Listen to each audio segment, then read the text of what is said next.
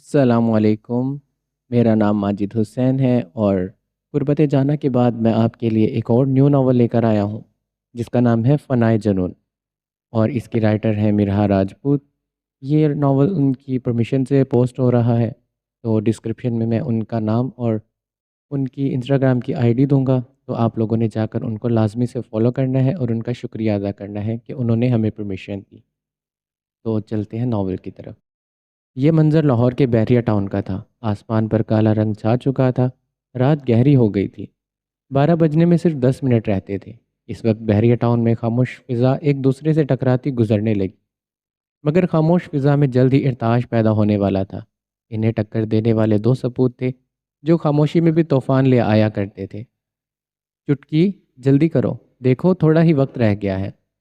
شہزل ملک نے اپنی گھڑی کی جانب دیکھتے اسے حکم صادر کرتے ٹاؤن کے مڈ میں بالکل اپنے گھر کے سامنے موبائل سٹینڈ کو رکھتے اس میں موبائل کو فٹ کیا۔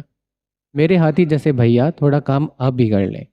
شنایا ملک نے شنایا ملک نے ٹکر ٹکر نظروں سے شہزل ملک کو گھورا تھا، جو خود تو کچھ کر نہیں رہا تھا صرف اسے حکم دینے کے سوا۔ بھولو مت، آئیڈیا میرا تھا اس لیے کام تم کرو گی۔ شہزل کیمرہ سیٹ کرتے ہوئے باقی کے انتظام جلدی سے دیکھنے لگا۔ پورے 12 بجے آج بحریہ ٹاؤن میں طوفان آنا تھا جسے ان دونوں بہن بھائیوں نے مل کر لانا تھا۔ ان کی ساری تیاریاں مکمل ہو گئی تھی، لوگ تو نیند کی آغوش میں تھے، مگر بحریہ ٹاؤن میں ان کے ہوتے بھلا کوئی سکون سے سو سکتا تھا؟ پورے ٹاؤن کا شارٹ سرکٹ ہاؤس ٹاؤن کے آخری کمرے میں موجود تھا، جس کے باہر بیٹھا گیٹ مین کرسی کی پشت سے ٹیک لگائے خراٹے لینے لگا، جس کا فائدہ اٹھاتے شہزل ملک نے خرافاتی دماغ کو کام پر لگایا۔ دھیرے سے اس کے کمرے کا دروازہ کھولا اور پھر اندر داخل ہو گیا۔ اپنے موبائل کی ٹارچ چلاتے شہزل نے مخصوص بریکر ڈھونڈنا چاہا، جب جلد ہی اس کی نظر فائر الارم پر پڑی۔ اس نے وقت دیکھا، 12 بجنے میں بس 2 ہی منٹ رہ گئے تھے، تو بنا وقت ضائع کیے بغیر شہزل ملک نے 1 سیکنڈ سے پہلے اس بریکر کو نیچے کر دیا، جس کے نیچے ہوتے ہی پورے ٹاؤن میں فائر الارم بجنے لگا، جو آگ لگ جانے کا الارم تھا۔ اتنی دیر میں ٹاؤن کے مڈ میں کھڑی شنایا ملک نے ویڈیو کو سٹارٹ کیا اور ہاتھ میں پکڑی پارٹی پاپٹ کو لیے وہ جیسے ہی آگے کو ہوئی، اسی وقت ٹاؤن کے لوگ جو گہری نیند میں تھے الارم کی آواز سنتے ہی آگ لگ گئی، آگ لگ گئی بولتے اپنے اپنے کیسل، حویلی اور کاٹیج سے باہر نکلنے لگے۔ ہر طرف افراتفری مچ گئی تھی، ہر کوئی یہاں وہاں بھاگنے لگا۔ سیکیورٹی مین اس کمرے کی جانب بڑھا جب شاذب ملک چکمئی سے باہر نکلتا۔ ٹاؤن میں آتے ہی تیز آواز میں سیٹ کیے ڈیک کو آن کر گیا تھا، جس کی وجہ سے تمام لوگ بھاگتے ہوئے اچانک سے ایک جگہ کھڑے ہوئے، اس ڈیک پر چلتی ہوئی گنتی کو سننے لگے۔ 10، 9، 8، 7، 6، 5۔ پورے ٹاؤن کے لوگ ایک ساتھ متوجہ ہوئے تھے جب ابدار صاحب اور شاسمین بیگم نے ان کا بڑا بیٹا زاویار ملک، شنایا اور شہزل کو ایک ساتھ دیکھتے مسکرانے لگے تھے۔ وہ جان چکے تھے یہ سب کچھ انہی کا کیا دھرا ہے۔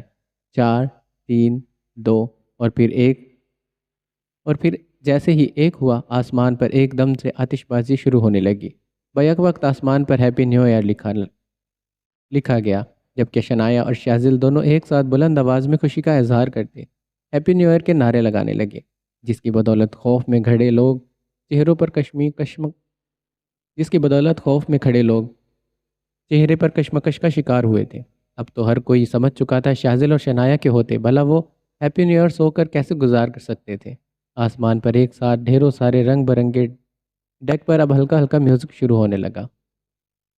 آسمان پر ایک ساتھ ڈھیروں سارے رنگ بکھرے تھے، ڈیک پر اب ہلکا ہلکا میوزک شروع ہونے لگا۔ جب شہزل اور شنایا نے شیمپئن کی بوٹلز پکڑے، انہیں گھما کر کھولا اور شیمپئن فوارے کی مانند پھیلتی ہوئی سب پر جا گری، تو سب لوگ ایک ساتھ مسکرائے۔ یہ دونوں جتنے بھی بڑے ہو جائیں مگر حرکتیں ان کی بچوں والی ہی رہنی تھی۔ زاویان ملک نے انہیں دیکھ کر مسکراتے اپنے سر کو جھٹکا، جبکہ اب وہ سب کے ہاتھوں میں گلاس پکڑاتے نیو ایئر کو اچھے سے انجوائے کرنے لگے۔ جو چہرہ پورے سال افسردہ تھے، آج وہ بھی کھل کر اٹھے تھے۔ ان سب نے مل کر شیمپئن کو انجوائے کیا تو شہزل ملک نے گانے کی آواز کو تیز کرتے ڈانسنگ پروگرام شروع کر دیا۔ سبھی کپلز کو ایک دوسرے کے ہاتھ پکڑاتی شنایا ملک اب اپنے بھائی زاویان ملک کے پاس پہنچی، جسے اکیلے کھڑے دیکھ کر اس کے چہرے پر اچانک سے افسردگی کی لہر دوڑی تھی، مگر یہ وقت افسردہ ہونے کا نہیں تھا۔ آپ کے ساتھ ڈانس تو میں ہی کروں گی۔ زاویان ملک کے ہاتھوں کو تھامتی وہ اسے مڈ میں لے آئی، جہاں سب اب ڈانس میں مگن تھے۔ شنایا، یہ کیا بات ہوئی؟ اب میں کس کے ساتھ ڈانس کروں؟ شنایا کو زاویان کے ساتھ ڈانس کرتے دیکھ کر شاذل ملک مصنوعی ناراض ہوا تھا۔ جاؤ ماما کے ساتھ کر لو۔ شنایا نے اس کی توجہ یاسمین بیگم کی طرف متوجہ کروائی تو وہ بھاگتا ہوا اپنی ماما کے پاس آتا، انہیں بابا سے دور کرتا، ایک ہاتھ ان کی کمر پر اور دوسرا ہاتھ ان کے شانے پر رکھ گیا تھا۔ ارے بھائی میری بیوی ہے، کہاں لے جا رہے ہو؟ ابدار صاحب جو ان کے ساتھ ڈانس کر رہے تھے، شاذل کے آ جانے سے وہ مصنوعی غصے سے بولے تھے، بابا آپ بوڑھے ہو گئے ہیں، بیٹھ کر آرام کریں، اب اس عمر میں ڈانس کریں گے تو گھٹنوں کا درد نکل آئے گا۔ شہزل نے شرارتی لہجے میں اونچے کہتے یاسمین بیگم کے ساتھ ڈانس میں مگن ہو گیا۔ اس کی ماما کم اور گرل فرینڈ زیادہ لگتی تھی۔ انہوں نے خود کو مینٹین ہی اتنا کر رکھا تھا کہ کوئی پہچان نہیں پاتا تھا کہ وہ 3 بچوں کی ماں ہے۔ بہت خوب، مجال ہے جو میرے بچے، مجھے اپنی بیوی کے ساتھ تھوڑا وقت بھی گزارنے دیں۔ ابدار صاحب سلگتے ہوئے سائڈ پر کھڑے ہو گئے، انہیں تو اپنے بچے اپنی سوتن لگتے تھے جو ان کی بیوی پر قبضہ کر کے بیٹھ گئے تھے۔ کیمروں نے ان کا یہ حسین منظر کیپچر کر لیا تھا، وہ اپنی ہر شرارت کو یادگار بنانے کے لیے ایسا ہی کرتا تھا۔ کبھی تو ٹاؤن کے لوگ شنایا اور شہزل سے بہت تنگ پڑ جاتے تھے، مگر کبھی وہ دونوں ہی ان کی خوشی کا باعث بنتے تھے۔ بحریہ ٹاؤن کے مڈ میں ایک سیاہ حویلی تھی جو ملکوں کی ملکیت تھی۔ 7 پشتوں سے وہ حویلی چلی آ رہی تھی۔ اس میں رہنے والے صرف ابدار ملک اور ان کی چھوٹی سی فیملی تھی۔ ابدار ملک، ان کی بیوی شاسمین ملک اور ان کے 3 بچے، سب سے بڑا زاویان ملک، اس کے بعد شہزل ملک اور اس کے بعد شنایا ملک۔ واش روم سے مسلسل پانی کے ٹپ ٹپ کی آوازیں آنے لگی۔ باہر کھڑی لڑکی تقریباً 15 منٹ سے اس کے انتظار میں تھی، جو باہر آنا تو شاید بھول ہی گیا تھا۔ اتنے عالیشان گھر میں بیٹھ کر وہ خود کو اس کی استعمال شدہ چیزیں نہیں بلکہ بہت کچھ سمجھ بیٹھی تھی کہ اتنی ہی دیر میں زاویان ملک باد گاؤن میں ملبوس واش روم سے باہر نکلا۔ بیڈ پر بیٹھی لڑکی نے اس مغرور مجسمے کو دیکھا جس کے انگ انگ سے غرور لپکتا تھا۔ دیکھنے میں وہ کوئی شہزادہ لگتا تھا، بگڑا ہوا شہزادہ، 6 فٹ لمبا قد، سرمئی آنکھیں، گورا رنگ، تیکھی مغرور ناک، انابی لب، کشادہ پیشانی، سنہری بال، چوڑی جسامت، چہرے پر ہر وقت عجیب ہی طیش ہوتا تھا۔ سرد آنکھوں میں وہ جتنا وجیح مرد تھا، اتنا ہی اس کی ذات روب اور دبدبے کی محتاج تھی۔ عمر 35 سال کے لگ بھگ تھی۔ تم گئی نہیں ابھی تک؟ ایک نظر بیڈ پر بیٹھی بیہودہ لباس میں موجود لڑکی کو دیکھتے زاویان ملک تپے ہوئے انداز میں دھاڑا تھا۔ میں ایک اور رات تمہارے ساتھ گزارنا چاہتی ہوں۔ زاویان ملک ڈریسنگ کے سامنے جا کھڑا ہوا جب اس لڑکی نے حسرت بھری نظروں سے اس کی پشت کو دیکھ کر اپنی خواہش ظاہر کی تھی۔ تمہاری اتنی اوقات نہیں، تمہاری اتنی اوقات نہیں، نکل جاؤ یہاں سے۔ شیشے سے اس نے ایک نظر اس پر ڈالتے آنکھوں ہی آنکھوں میں دروازے کی طرف اشارہ کیا۔ صرف ایک رات ہی تو مانگ رہی ہوں۔ اس لڑکی نے اس شاندار کمرے میں دوبارہ سے نظریں گھمائی۔ اتنا خوبصورت تھا اس کا کمرہ کہ اگر وہ پوری زندگی بھی یہاں رہتی تو کبھی کوفت محسوس نہ کرتی۔ استعمال شدہ لڑکی کو میں دوبارہ استعمال نہیں کرتا۔ مہنگی ترین پرفیوم کو اٹھا کر اس نے اپنی باڈی پر بیجا دریز استعمال کیا تھا، لیکن میں چاہتی ہوں تم مجھے دوبارہ سے استعمال کرو ڈیمن۔ اس بار اس نے اس کے نام سے پکارا، البتہ یہ اس کا اصل نام نہیں تھا۔ یہاں آنے والی ہر لڑکی اسے صرف ڈیمن کے نام سے ہی جانتی تھی۔ اس کی دیدہ دلیری سے زاویان ملک کو آج کی رات رنگین کرنے کی آفر دینے پر تندھی سے اسے دیکھتا، لمبے لمبے ڈاگ بھرتا اس کی جانب لپکا تھا۔ جلدی اس کے قریب پہنچتے ایک ٹانگ بیڈ پر رکھتے زاویان اس لڑکی پر تھوڑا سا جھکا اور اس کا چہرہ جبڑے سے پکڑتے اپنے ایک ہاتھ میں تھام گیا تھا۔ تم ہوتی کون ہو اپنی خواہش ظاہر کرنے والی؟ زاویان نے کاٹدار نظروں سے گرم کوئلے کی طرح اس کے خوبصورت چہرے پر جمائی۔ ڈیمن نے آج تک ایک ہی لڑکی کا 2 بار استعمال نہیں کیا، تو تم کس خوش فہمی میں ہو؟ زاویان نے اس کے جبڑے کو زور سے جھٹکا تھا، جبکہ اسے اپنے اتنے قریب اور غصے میں دیکھ کر اس لڑکی کے جسم میں کرنٹ کی برقی لہر دوڑی تھی۔ تمہیں ابھی تک چلے جانا چاہیے تھا، میں ایک ہی لڑکی کی شکل بار بار نہیں دیکھ سکتا۔ اس کے ہر انداز سے مغرور جھڑکنے لگا تو وہ لڑکی تھوڑا سا پیچھے کو ہوئی، جسے دیکھ کر زاویان ملک ایک آخری نظر اس پر ڈالتے اس سے دور ہوتے ہی چلنے لگا تھا۔ Get out! چلانے لگا تھا، گیٹ آؤٹ! بغیر اس کی جانب دیکھے زاویان اتنی اونچی آواز میں چلائے کہ اس لڑکی کے رونگٹے کھڑے ہو گئے۔ لیکن اسی وقت زاویان کی ملازمہ جو روز اس رات کو حسین بنانے کے لیے کسی نہ کسی لڑکی کو لاتی تھی، وہ عجلت میں اندر داخل ہوئی۔ مالک جی، کوئی مسئلہ ہے؟ اس لڑکی نے کچھ کہا تو نہیں؟ آپ غصے میں ہیں؟ کیوں ہیں؟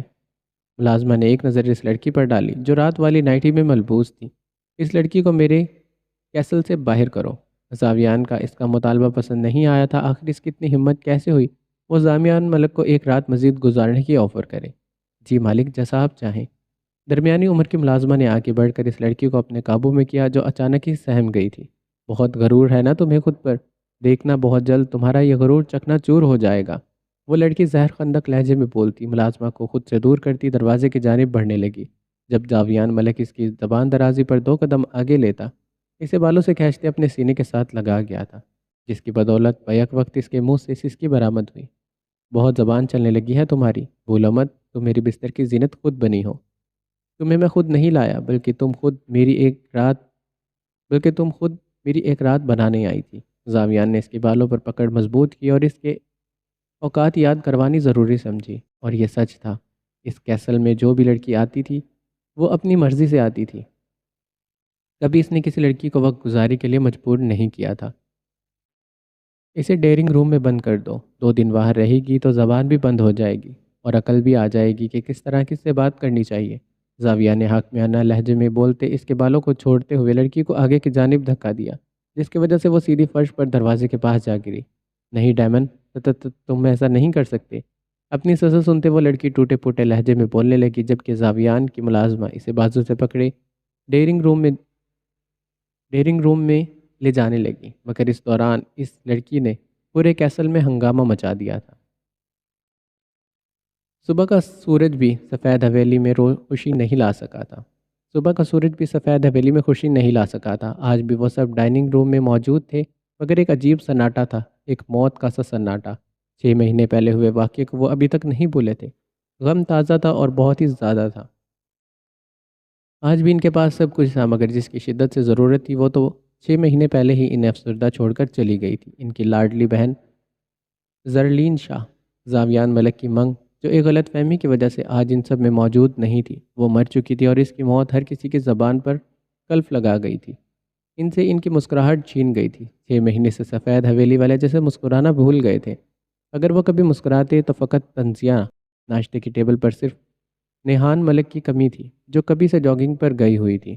مین کرسی پر التمش شاہ برجمال تھے، جن کے بائیں ہاتھ والی کرسی پر ان کی بیوی زارا التمش موجود تھی، جو چائے لانے کے لیے ان کے وہاں سے اٹھ کر کچن کی جانب بڑھ گئی تھی۔ ان کے ساتھ کشف بیگم، جو ان کی دائیں سائڈ پر بالاج شاہ اور اس کے چچا عاطف شاہ برجمال تھے۔ بالاج بیٹا، کب تک ہم اس غم کے ساتھ جئیں گے؟ چچی جان کشف بیگم نے بالاج کو چاولوں میں چمچ گھماتے دیکھ کر کہا۔ وہ کھا نہیں رہا تھا، وہ صرف سوچ رہا تھا۔ پھر چچی جان کی آواز پر اس کا سکتہ ٹوٹا۔ میری بیٹی کو ان لوگوں نے مار دیا اور ہم نے کچھ نہیں کیا۔ 6 مہینے ہو گئے ہم صرف ہاتھ پر ہاتھ دھر کر بیٹھے ہیں۔ چچی جان غضبناک لہجے میں بولی، ان کی بیٹی زرلین کی موت ہوئی تھی، کوئی چھوٹی بات نہیں تھی۔ زرلین شاہ ویسے تو التمش شاہ کی بیٹی تھی، مگر عاطف شاہ کی کوئی اولاد نہ ہونے کی صورت میں انہوں نے زرلین کو چچی جان اور چچا جان کے حوالے کر دیا تھا، جو انہیں خود سے زیادہ عزیز ہو گئی تھی۔ چچی جان، میں بھولا نہیں ہوں، معاملہ میری بہن کا ہے۔ مجھے ان کی نسلیں بھی تباہ کرنی پڑی تو میں کروں گا۔ بالاج شاہ کا غصہ بھڑکتی ہوئی آگ کی طرح بھڑکا تھا۔ پچھلے کچھ مہینے تو اس کے صدمے میں ہی گزر گئے تھے کہ آخر اس کی جان کا ٹکڑا، اس کا جگری یار زاویان ملک کیسے اسے دھوکہ دے سکتا ہے، کیسے وہ اس کی بہن کو مار سکتا ہے۔ اس کی دشمنی کی شروعات زرلین سے ہوئی۔ میں چاہتی ہوں تم اس کا اختتام شنایا ملک پر کرو۔ بہت پیار کرتا ہے زاویان ملک اپنی بہن سے۔ جب اس کی بہن تکلیف میں ہوگی تو اس کا انگ انگ جل اٹھے گا۔ ان کے لہجے میں ملکوں کے خاندان کے لیے صرف نفرت ہی نفرت باقی تھی۔ شنایا ملک، بالاج شاہ زیر لب بڑبڑایا۔ اسے یاد آیا وہ شوخ چنچل لڑکی جو حد سے زیادہ تیز اور زبان دراز تھی کہ اسی کی وجہ سے بالاج شاہ کی وہ ہمیشہ سے ناپسند رہی تھی۔ بالاج شاہ، مجھے انصاف چاہیے۔ میری بیٹی کو ملکوں نے مار دیا، اب شاہوں کو انصاف چاہیے۔ شاہ خاندان کے ہر فرد کے چہرے پر اس وقت بے تحاشا طیش امڑ آیا۔ زرلین کا ذکر ہمیشہ ان کے غم اور غصے میں دھکیل دیتا تھا۔ چچی جان، آپ فکر مت کریں، انہوں نے شاہ خاندان سے دشمنی مول لی ہے، جس کی قیمت وہ مرتے دم تک چکائیں گے۔ انہوں نے ہم سے ہماری زرلین چھین لی، ہم ان سے ان کی شنایا کو چھین لیں گے۔ بالاج شاہ کی سرخ ہوتی آنکھیں کسی تباہی کا پتہ دینے لگی۔ 6 مہینوں سے وہ خاموش بیٹھے تھے، مگر وہ مزید خاموش نہیں رہ سکتے تھے۔ انہیں بدلہ چاہیے تھا، انصاف چاہیے تھا۔ نیہان شاہ جاگنگ سے واپس آتے ہی ٹیشو سے اپنا چہرہ صاف کرتی ڈائننگ ٹیبل کے پاس اپنی نشست پر آ بیٹھی۔ بیٹھتے ہی اس نے مشترکہ طور پر سلام کیا، مگر ان سب کے چہرے پر کسی انہونی کی خبر دینے لگی۔ وہ لوگ اتنی آسانی سے شنائے ملک کو تمہارے حوالے نہیں کریں گے۔ کھانے کا آخری نوالا منہ میں ڈالتے التمش شاہ سپاٹ لہجے میں بولے۔ وہ اپنا غصہ خود پر حاوی نہیں ہونے دیتے تھے، جانتے تھے اگر ان کا غصہ ان پر حاوی ہو گیا تو وہ ملک خاندان کی لاشیں گرا دیں گے۔ لاشیں ان کے بابا کے پاس صرف دو ہی راستے ہیں، یا تو وہ خون بہا کے بدلے شنایا کو ہمارے حوالے کریں، یا پھر خون کے بدلے خون، وہ بھی شنایا ملک کا۔ رخت مرور بھاری لہجے میں بولتے ہیں۔ بالات شاہ نے ایک نظر نہان شاہ پر ڈالی جو آتے ہی ناشتہ کرنے لگی تھی۔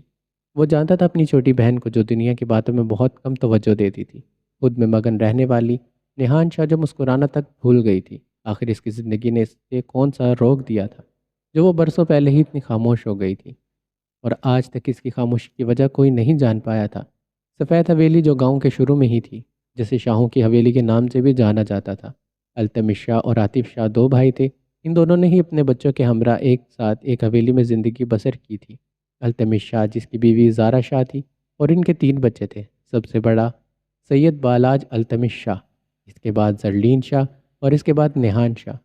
التمش شاہ کے چھوٹے بھائی عاطف شاہ کی کوئی اولاد نہیں تھی، جن کی بیوی کشف شاہ تھی۔ ان کے دل و دماغ میں بدلے کی آگ لگ چکی تھی جسے پروان شنائے ملک نے دینا تھا۔ نہ جانے دو خاندانوں کی دشمنی نے اب کون سی راہ لینی تھی، کس کی زندگی اجڑنی تھی اور کس کی سنورنی تھی۔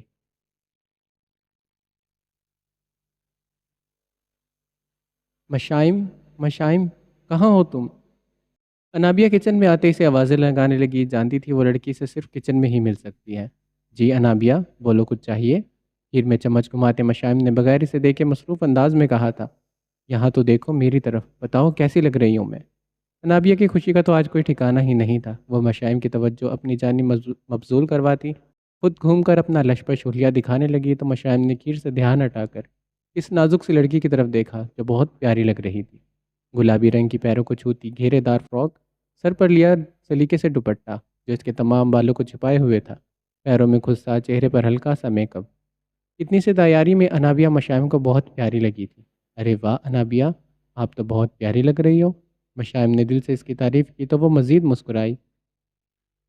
مشائم اور انابیہ باتیں بعد میں کر لینا، مہمان آ چکے ہیں، مشائم جلدی سے چائے بناؤ۔ حلیمہ بیگم کچن میں داخل ہوتی برہمی سے بولی تھی۔ وہ لڑکی تھوڑا سا دھیان بھٹکائے یا مسکرا لے، ان سے کہاں برداشت ہوتا تھا۔ جی چچی جان، ابھی بناتی ہوں۔ مشائم کے چہرے سے مسکراہٹ جیسے ایک دم سے غائب ہوئی اور وہ پھر سے اپنے کاموں میں مصروف ہو گئی۔ چائے بنا کر انابیہ کے ہاتھوں بھجوانا، خود نم اٹھا کر آ جانا۔ چلی آنا، سمجھ گئی تم؟ پتہ نہیں کہاں سے تم ہمارے گلے پڑ گئی، بہت مشکل سے میری بیٹی کا رشتہ ہو رہا ہے، اپنی منحوس شکل لے کر ان کے سامنے مت آنا۔ حلیمہ بیگم نے کاٹتی نظروں سے مشائم کی خوبصورتی کو دیکھا جو عام سے حلیے میں اس کی سجی سوری بیٹی انابیہ سے کہیں بہتر لگ رہی تھی۔ بس ایک ہی بات تھی جو انہیں مشائم سے نفرت کرنے پر مجبور کرتی تھی۔ وہ جب سے اپنے چچا کے گھر آئی تھی تب سے شروع میں محلے کا کوئی ایسا گھر نہیں تھا جہاں سے مشائم کے لیے رشتہ نہ آیا ہو۔ حالانکہ اگر وہ باہر جاتی تھی تو نقاب میں جاتی تھی، مگر پھر بھی لوگ اس کی آنکھوں کے ہی دیوانے ہو جاتے تھے، جس کی وجہ سے ان کی بیٹی انابیہ کا رشتہ آنے کے بجائے ہر کوئی مشائم کا ہاتھ مانگنے آ جاتا، جس کی وجہ سے حلیمہ بیگم نے مشائم کو اب گھر میں قید کر کے رکھ دیا تھا۔ وہ مشائم کو اب باہر نہیں جانے دیتی تھی۔ انہیں ڈر تھا کہیں مشائم کی وجہ سے ان کی بیٹی پوری زندگی کنواری نہ رہ جائے، کیونکہ جو بھی آتا تھا اسے مشائم چاہیے ہوتی تھی۔ آخر ایسا ہوتا بھی کیا تھا؟ آخر ایسا بھی کیا تھا ان میں جو ان کی ایک جھلک کے دیوانے ہو جاتے تھے؟ پھر ان تمام معاملات میں بڑی مشکلوں سے انابیہ کا رشتہ ہو گیا اور آج وہ لوگ شادی کی تاریخ لینے آئے تھے۔ مشائم نے محض اسبات میں سر ہلاتے سر کو جنشی دی تو حلیمہ بیگم عنایہ کی جانب بڑھی تھی۔ انابیہ تھوڑا سا فیس پاؤڈر اور لگا لیتی، میک اپ کیا ہے مگر ابھی بھی کالی ہی لگ رہی ہے۔ حلیمہ بیگم نے اس کے چہرے پر ہاتھ رکھتے وہاں گھما کر دیکھا اور جلدی سے حکم صادر کرتی وہ مہمانوں کے پاس روانہ ہو گئی۔ اپنی ماں کے اس طرح بولنے پر انابیہ کا ہلکا سا دل دھکا تھا۔ اگر وہ کالی ہے تو اس میں اس کا کیا قصور ہے؟ مشائم، تم نے ماں کی باتوں کو غصہ تو نہیں کیا؟ انابیہ نے شہزادی جیسی کزن کی طرف دیکھتے پوچھا، جو دیکھنے میں تو پرستان کی پری لگتی تھی، نہ جانے ان ظالم لوگوں میں وہ کیسے آ گئی تھی۔ نہیں انابیہ، بالکل بھی نہیں۔ مشائم جھٹ سے چہرے پر مسکراہٹ بکھیر گئی تو انابیہ نے غور سے اسے دیکھا جو اپنا درد چھپانے میں ماہر تھی۔ گول چہرہ، موٹی موٹی چاکلیٹ براؤن آنکھیں، گوری رنگت، چھوٹی مغرور ناک، نارنجی بریک ہونٹ، سیاہ کالے لمبے بال، مناسب قد و قامت، عمر جو 20 سال کے لگ بھگ، ایک نازک مزاج لڑکی کی تھی۔ اس کی بھولی بھالی نادان کزن سچ میں بہت پیاری تھی۔ جیسے اللہ نے سارا حسن اسے ہی دے دیا ہو۔ ابھی وہ مشائم کو دیکھنے میں مصروف تھی جب اسے باہر سے آواز پڑ گئی کہ چائے لائی جائے۔ مشائم نے کپوں میں چائے ڈالی اور انا بھی اپنا دوپٹہ صحیح کرتی ٹرے اٹھائے باہر کی جانب بڑھ گئی تھی۔ شام کا وقت تھا، آسمان پر اندھیرا چھانے لگا، مغرب ہو چکی تھی، سڑکوں پر گاڑیاں رفتار سے دوڑنے لگی۔ جب دیکھتے ہی دیکھتے سامنے سے آتی ایک گاڑی اور دوسری ہیوی بائک ایک دوسرے سے ٹکراتے بچی۔ ہیوی بائک تیز رفتار میں آتی بالکل گاڑی کے پاس آ گئی۔ جب بالاچا کی BMW نے عین وقت پر بریک لگائی، جس کی وجہ سے ہیوی بائک اس کی گاڑی سے ٹکراتے بچی تھی۔ بالاچا نے ایک دم سے قہر برساتی نظروں سے سامنے دیکھا، جہاں شنایا ملک ہیوی بائک پر سوار تھی۔ البتہ اس نے ہیلمٹ پہن رکھا تھا، مگر بالاچا اپنے دشمنوں کو آنکھ سے ہی بھانپ لیتا تھا۔ شنایا ملک کو اپنے سامنے دیکھ کر اس کے جبڑے تن گئے تھے، اس کے چہرے نے سرخ رنگت پکڑی، سارا خون ایک دم سے جیسے اس کے چہرے پر چھلکنے لگا۔ پھر بالاچا نے اسٹیئرنگ پر اپنی گرفت مضبوط کی۔ جب کاٹتی نظروں سے بالاچا کو دیکھتی، شنایا ملک پھر سے پھرتی کی رفتار سے بائک سے اترتی اسے سٹینڈ پر کر گئی تھی، جبکہ شنایا کو اچانک سے برہمی میں آتے دیکھ کر اس کی دوست نے اس کا بازو پکڑ کر اسے روکا تھا، اور اسے اپنی جانب بھڑکتے دیکھ کر بالاچ اگلے ہی لمحے بڑے ٹھاٹ باٹ انداز میں فرنٹ دروازہ کھولتا، ایک جھٹکے میں باہر نکلتا، شنایا ملک کے روبرو آ کھڑا ہوا۔ پھر ان دونوں نے ایک دوسرے کی آنکھوں میں دیکھتے ایک ساتھ اپنی مٹھیوں کو دبوچا تھا۔ آپ کی عمر کے ساتھ ساتھ آپ کی آنکھیں بھی ایکسپائر ہو گئی ہیں کیا؟ سینے پر ہاتھ باندھے شنایا نے ٹونٹ کرنا ضروری سمجھا، تو بالاچا کو اس کی عمر کا تانا دینے پر بالاچا کا دل کیا اس لڑکی کو آنکھوں ہی آنکھوں میں سالم نگل جائے۔ لگتا ہے مجھے دیکھ کر آپ کی زبان بھی تالوں سے چپک گئی ہے۔ شنایا نے گھوریاں ڈالنے والے انداز میں بالاچ کو دیکھا، جو اپنی مٹھیوں کا دبوچتا اپنے غصے کو قابو میں کیا ہوئے تھا، ورنہ اس کا بس نہیں چلتا تھا وہ ابھی شنایا ملک کو اٹھا کر لے جاتا، مگر اس کی ماں نے اس کی تربیت ایسی نہیں کی تھی کہ وہ کسی لڑکی کی عزت رونتا، چاہے وہ دشمنوں کی ہی بیٹی یا بہن ہی کیوں نہ ہو۔ اسے شنایا ملک چاہیے تو تھی، اور وہ عزت سے اپنے گھر لانا چاہتا تھا۔ بلیک شلوار قمیض پر کندھوں پر اجرک لیے، پیروں میں پشاوری جوتی پہنے، ایک ہاتھ میں ریسٹ واچ، 6 فٹ لمبا قد اور روبدار شخصیت، چوڑی جسامت، گندمی رنگ تیکھے نقوش، ہیزل براؤن چمکتی آنکھیں، ہلکی مونچھوں تلے دبے انابی لب، مغرور ستون ناک، عرق کے آلودہ پیشانی، بکھرے سنہری بال، اس کا حسن دیکھنے لائق تھا۔ دیوتاؤں جیسا اس کی آنکھوں میں ہر وقت ایک چمک رہتی تھی۔ او ہیلو، اپنی ہاتھی جیسی جسامت اور گاڑی پیچھے کرے یہاں سے۔ اگر عین وقت پر میں بریک نہ لگاتی تو دن دہاڑے ایک ایکسیڈنٹ ہو جاتا۔ شنایا پہلے ہی بالاچ کو ایسے ہی سنایا کرتی تھی۔ اگر اسے شنایا ملک پسند نہیں تھی تو شنایا کو بھی وہ سنجیدہ شخص بالکل پسند نہیں تھا۔ نفرت گہری تھی، بہت گہری۔ بیوی کے چھوڑ جانے کا اثر گہرا تو نہیں ہو گیا جو آپ کو سنائی بھی نہیں دے رہا؟ شنایا نے ہیلمٹ سے ہی سے اپنی ہیزل گرے آنکھوں کا تسلط بالاچ پر مرکوز رکھا تھا، مگر اس کی اتنی جرت پر بالاچ کے جبڑے تنے اور اس کی آنکھوں میں یکدم خون سا تہرنے لگا۔ اس کی شریانوں میں خون کی سپیڈ بے حد تیز ہوئی، اس کا چہرہ سورج کی تپش سے دہکنے لگا۔ ہوش آ گئی ہو تو گاڑی کو پیچھے کر لے بڈھے آدمی، شنایا نے اس کے غصے سے پھولتی ناک اور چہرے پر چھلکتے تیش کو دیکھتے کہا تھا، اور اگلے ہی لمحے وہ بے فکری کے عالم میں مڑ گئی جب بالاشا نے اپنے بھڑکتے غصے کی وجہ سے شنایا ملک کا بازو اپنی آہنی گرفت میں لیتے اسے پوری قوت سے دبوچتے اپنی طرف کھینچتے اسے ایک ہی جست میں گاڑی کے ساتھ لگایا اور اپنا ایک ہاتھ اس کے پاس ہی ونڈو پر دے مارا۔ ہاؤ ڈیئر یو شنایا ملک، تمہاری ہمت بھی کیسے ہوئی مجھ پر طنز کرنے کی؟ بالاچا کے غصے میں بھڑکتے ہوئے شعلے شنایا ملک کو اپنے پورے جسم میں جھلساتے محسوس ہونے لگے۔ اس کی اس حرکت پر شنایا کا بھی غصہ اس کے چہرے پر ظاہر ہونے لگا۔ بالاچا، آپ کی ہمت کیسے ہوئی مجھے ہاتھ لگانے کی؟ شنایا نے خمار آلودہ لہجے میں دھاڑتے اپنی نظریں اس کے ہاتھ پر جمائیں، جس میں اس نے ابھی تک اس کا بازو پکڑ کر جھنجھوڑا ہوا تھا، جبکہ بیچاری اس کی دوست سمجھ نہیں رہی تھی کہ وہ اب کیا کرے۔ بھولو مت، قاتل کی بہن ہو تم، میں چاہوں تو تمہیں ہاتھ تو کیا اٹھا کر بھی لے جا سکتا ہوں۔ کاٹدار نظروں سے اسے دیکھتے خونخوار لہجے میں کہتے اس نے اپنی گرفت اس کے بازو پر مزید تیز کی، جس کی وجہ سے شنایا کا حلق تک کڑوا ہوا تھا۔ جسٹ شٹ اپ بالاچا، اچانک سے خود کو چھڑواتی وہ بگڑے تیوروں سے اسے دیکھتی آگ بگولا ہوتی دھاڑی تھی۔ جس ہاتھ سے تم مجھے اٹھا کر لے جاؤ گے، میں نے وہ ہاتھ نہ کاٹ دیے تو میرا نام ملک شنایا نہیں ہے۔ شنایا اور بالاچ دونوں کی آنکھوں میں بیک وقت سرخی تہرنے لگی۔ اگر اس وقت اس کا تھوڑا سا بھی حق شنایا ملک پر ہوتا تو بنا وقت ضائع کیے اسے اٹھا کر لے جاتا۔ بہت اکڑ ہے نا تم میں شنایا ملک، بہت جلد تمہارے اس غرور کو مٹی میں ملا دوں گا۔ बालाज शाह ने ज़ोर से अपनी मुठियाँ और दांतों को भींचा और इसके नाखून इसकी हथेली में धंसने लगे। नफ़रत है मुझे आपसे बालाज शाह, नफ़रत है। सुन लिया आपने? आप इंतहाई के बुरे लगते हैं मुझे। जवाबन शनाया ने बालाज मलिक के लिए अपनी नफ़रत का इजहार करना ज़रूरी समझा। एक हाथ अपनी जीन्स की पॉकेट में डालते वो बिना इसकी बात सुने इसकी बगल से निकलती आगे की जानिब बढ़ गई थी। जब इस अचानक अफरा तफरी में वो अपना कीमती चीज़ तो गिरा गई थी। तो मुझे कौन सा तुम शहद लगती हो शनाया मलक?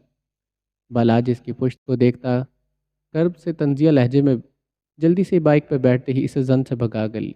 मगर वो जल्दी से बाइक पर बैठते इसे जन से भगा ले गई थी। मगर जाते जाते वो बालाज शाह के ज़ख्मों को उधेड़ कर रख गई थी। इसने जितनी मुश्किल से अपनी तलाक याफ्ता बीवी को भुलाया था वो इतनी ही आसानी में इसे याद करवा गई। अपनी आंखों को बंद करते एक पुरसकून सांस फिजा में तहलील करते अपने गुस्से पर काबू पाते बालाज शाह ने अपने कदम BMW के जानिब बढ़ाए। जब इसे अपने पैरों के नीचे कोई चीज़ महसूस हुई, न समझी से अपने पैरों को पीछे करते इसने देखा वो कोई डिवाइस थी जिसे शनाया की पॉकेट से गिरते किसी ने नहीं देखा था। फ़ौरन से झुक कर इसे उठाते बालाज ने इस USB को अपनी पॉकेट में डाला और फ्रंट सीट संभालता गाड़ी को स्टार्ट करता वो जन से भगा ले गया था। अगली सुबह उठते ही शनाया मलक ने अपना पूरा कमरा छान मारा मगर इसे USB कहीं नहीं मिली जो इसने अपनी जीन्स की पॉकेट में रखी थी। फिर वो कहाँ जा सकती थी? कहीं गुम तो नहीं हो गई मुझसे? हाय अल्लाह, वो USB गुमनी नहीं चाहिए, नहीं तो ना ही किसी के हाथ लगे वरना सब कुछ तबाह हो जाएगा। शनाया मलक को यकदम से ढेरों सारी परेशानी ने आन घेरा था।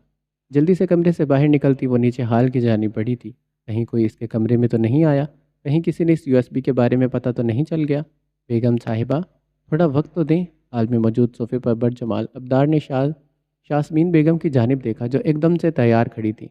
आप जानते हैं मुझे शूट पर जाना है, आकर वक्त ले लीजिएगा। शासमीन बेगम मोबाइल में कुछ टाइप करती मसरूफ़ अंदाज में बोली थी। वो शोबिस की दुनिया की नंबर 1 एक्ट्रेस थी जो अपनी जवानी से इस पेशे को इख्तियार किए थी। फिर अब्दार साहिब से शादी के बाद इन्होंने अपने पेशे को जारी रखा। अब वो चाहती थी शनाया भी इस फील्ड में आए और शनाया को तो एक्टिंग का बहुत शौक था, इसीलिए वो जल्द ही मान गई।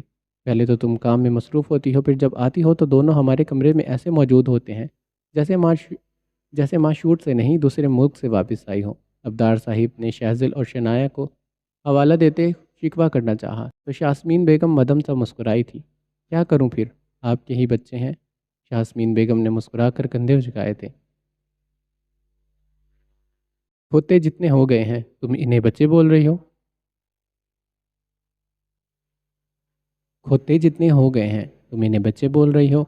और शाजिल रोज़ तुम्हारे साथ सो रहा है, इतना नहीं कि एक दिन बाप को सोने दे। अब्दार साहिब ने अपना दुख सुनाया तो शासमीन बेगम का कहकहा बुलंद हुआ था। शाजिल रोज़ ही इनके कमरे में आ जाता था जिसकी वजह से अब्दार साहिब बेचारे अब मज़ीद नाराज़ रहने लगे थे। शाजिल के बाबा, आप जानते हैं इसे मसला होता है अकेले सोने से, इसलिए वो मेरे साथ सोता है, वरना इस उम्र में आजकल माँ के साथ कौन सोता है। अब आप जावियान को ही देख लें, इस घर में रहने की बजाय वो अपने कैसल में रहना पसंद करता है। शासमीन बेगम ने दोबारा से वक्त देखा जब शनाया तेज़ तेज़ सीढ़ियाँ पलांगती हुई इन तक कान पहुंची थी। लो देख लो, आ गए तुम्हारे अफलातून बच्चे। अब्दार साहिब ने शनाया को अपनी जानी बातें देख कर कहा तो शासमीन बेगम इसकी हलचल पर इसे देखने लगी। मामा, वो आप मेरे कमरे में आई थी या कोई और आया था? शनाया बिना सांस लिए जल्दी से बोलने लगी तो शासमीन बेगम इसके कंधे पर हाथ रखती इसे पुरसकून करने लगी थी। शनाया ने रात वाला नाइट ड्रेस पहन रखा था। शनाया, आराम से पहले सांस लो। शनाया की सांसें फूलने लगी तो इसने जल्दी से अपने सांसों के निज़ाम को दुरुस्त करते बोलना शुरू किया। मामा, आप जल्दी बताएं, कोई मेरे कमरे में आया था? फिर वो अजलत में बोली, नहीं शनाया, तुम जानती हो जब तुम सो जाओ तुम्हारे कमरे में कोई नहीं आता। शासमीन बेगम आरामदाह लहजे में बोली तो शनाया को समझ आ गई कि फिर डिवाइस कहाँ चली गई। वो इन्हें USB के बारे में भी नहीं बता सकती थी वरना वो सवाल जवाब करने लगती। क्या हुआ शनाया, कोई मसला है? बताओ मुझे। अब्दार साहिब इसके चेहरे की परेशानी देखकर इसकी जानिब बढ़े थे। नहीं बाबा, कोई मसला तो नहीं है, वो बस मेरी एक चीज़ नहीं मिल रही, तो मुझे लगा शायद कोई मेरे कमरे में आया हो। शनाया जल्दी से बात को बदल गई थी और बाहर की जानिब बढ़ गई, गोया वो बाइक से उतरते हुए कहीं डिवाइस वहीं तो नहीं छोड़ आई। जबकि शासमीन बेगम इसके चेहरे के उड़े रंगों को देखती कुछ परेशान हुई थी, फिर सर झटकती अब्दार साहिब के गले लगती, इन्हें मिलते बाहर की जानिब बढ़ गई थी। अच्छा जी, यहाँ पर फ़नाए इश्क की पहली एपिसोड ख़त्म होती है, सॉरी फ़नाए जनून की पहली एपिसोड ख़त्म होती है। और अगर आपको ये एपिसोड अच्छी लगी तो आप वीडियो को लाइक ज़रूर करें। तो मिलते हैं नेक्स्ट एपिसोड में। اور نیکسٹ ایپیسوڈ جب بھی آئے گی جب مجھے اچھا رسپانس ملے گا، تو آپ نے ویڈیو کو لائک بھی کرنا ہے اور کمنٹ بھی کرنا ہے، ٹھیک ہے؟ ملتے ہیں نیکسٹ ایپیسوڈ میں، اپنا خیال رکھیے گا، اللہ حافظ۔